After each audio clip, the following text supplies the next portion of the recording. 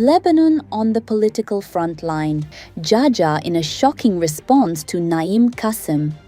We are not concerned with your statements nor with anything you do.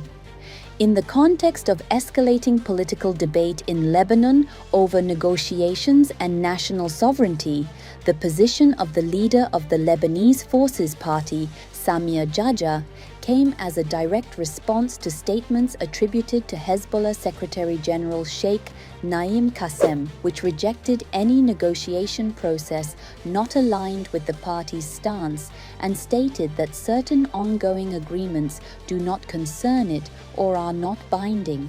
According to Lebanon Debate, Geagea stressed in his statement that anyone declaring they are not concerned with negotiations conducted by the Lebanese state is placing themselves outside the framework of legitimacy, considering this rhetoric a denial of state institutions and public will. He added that Lebanon is not in a constitutional vacuum, but rather has elected institutions representing the Lebanese people, foremost among them Parliament, which elected President Joseph Aoun by a clear majority and granted confidence to the current government with a strong vote. In the same context, An-Nahar quoted Geagea affirming that the president and the government, according to the constitution, are the bodies authorized to manage sovereign files and negotiate on behalf of Lebanon, and that any stance contradicting this undermines the logic of the state and its institutions.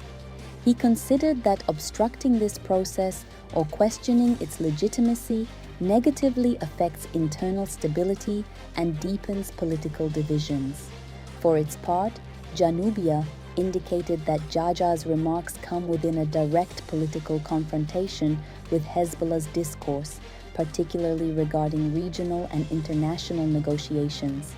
He emphasized that rejecting any official negotiation path effectively means rejecting the existence of the Lebanese state as the sole reference for political decision-making. Geagea further added, according to the same sources, that the current phase requires full clarity in defining political authority and preventing any parallel sovereignty outside state institutions, warning that the continuation of this approach keeps Lebanon in a cycle of paralysis and obstructs any political and economic recovery. This renewed exchange reflects the depth of division among Lebanese political forces over the concept of sovereignty and the authority of decision-making.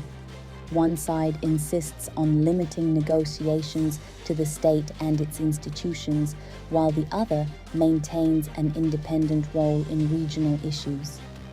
Between these two positions, the political scene remains open to further tension unless a clear consensus formula is reached defining powers and decision-making mechanisms in the coming phase.